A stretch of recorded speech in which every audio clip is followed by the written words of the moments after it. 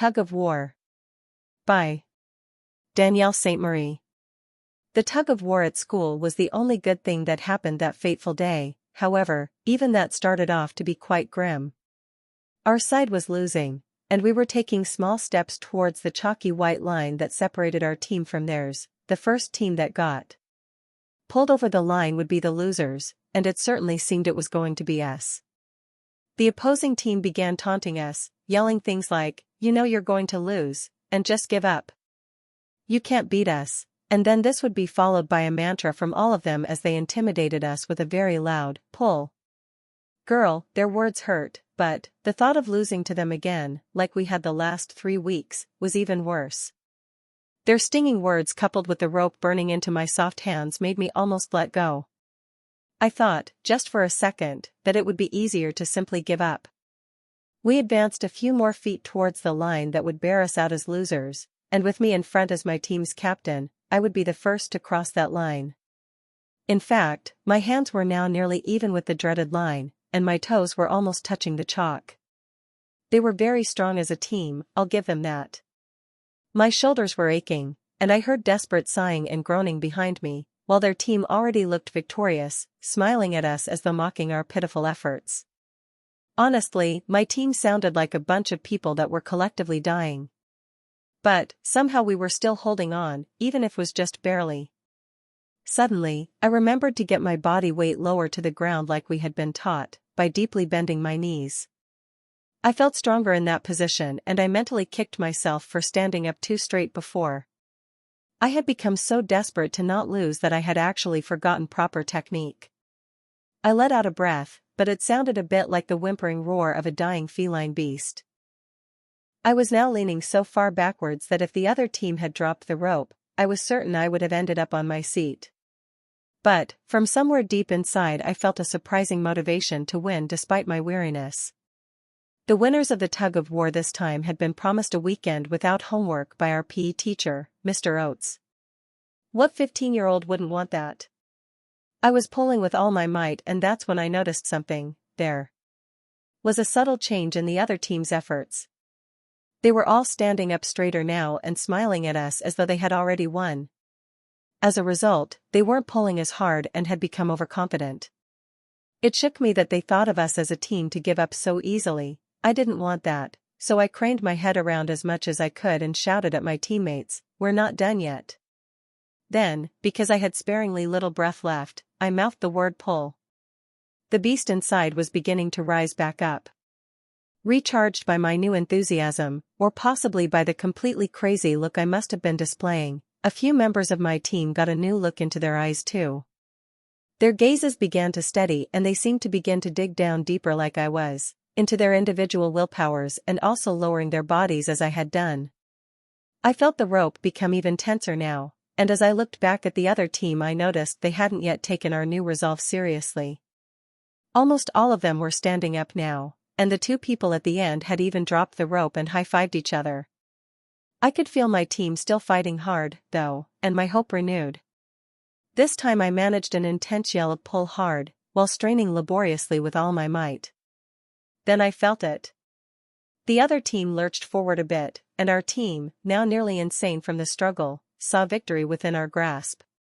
We dug in even deeper, and personally, I pulled so hard I thought I was going to hurt myself. The other team was not able to recover its sure-footedness from seconds ago and a few of their mouths were agape as they realized what was happening. The 2 team members that had let go of the rope tried to grab it again but they were too late. We yanked their team, decisively, over the line. Our team, meanwhile, had all fallen with exhaustion into the dirt. We were so tired it was difficult to immediately express any emotion.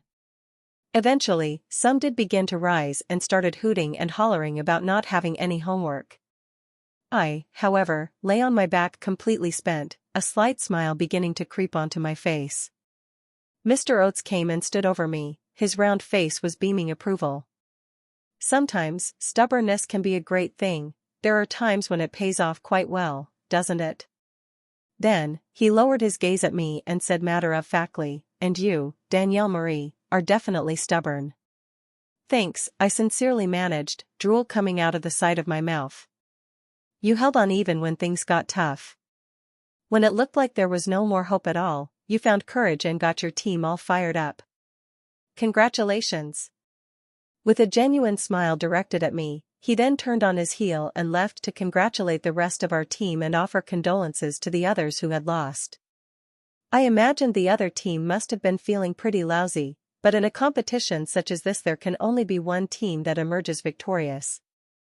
At least, that's what I thought at the time. I continued to lie there, looking at the crystal clear blue sky and feeling the comfort of the sun beaming down, while listening to the now resoundingly triumphant cheers of my team. I thought the struggle was over, but it turned out I was wrong. Later that day, when I went home, an even more serious tug of war, with much more important consequences, started up all over again. Only, this time it was no game. I was upstairs looking into my full-length mirror wondering if my aching arms were going to fall off before my very eyes when my father, Shane, called for me to come down. In a minute, Dad, I need to get dressed. A shower had left me feeling a little better, but my muscles were still sore everywhere. I managed to run a brush through my long, jet black hair, gingerly put on some sweatpants, a bra and a camisole, and took the stairs down by holding on to the railing. Afraid my legs might give out any second. My mother and father were sitting in the living room waiting for me. My father, a tall, thin, but powerful-looking man, was sitting in his usual gray recliner. Normally, he was stretched out in it after a hard day at the office. Now, however, he looked tense and unhappy, sitting straight up in that chair and repeatedly rubbing his bearded chin with his forefinger and thumb, like he was deep in thought. I thought he must be having a very hard time at work. Was it possible he had been fired? My mom, who usually looked fairly happy and confident, now looked a little sad, and well, even a little pathetic. She was sitting in her favorite spot on our flower-printed couch with her hands in her lap but clasped tightly together around a piece of damp tissue. Her dress looked rumpled and I saw she had been crying. Her eyeliner had left a thin, black, wet streak down her cheek. She lifted a hand and dabbed at this streak as I entered the room. "Danielle, sweetie, please sit down, we need to talk," my dad said. I was so taken aback by this very somber-looking scene that I nearly missed the rocking chair because I backed up to it, unable to avert my eyes from my parents even for a moment.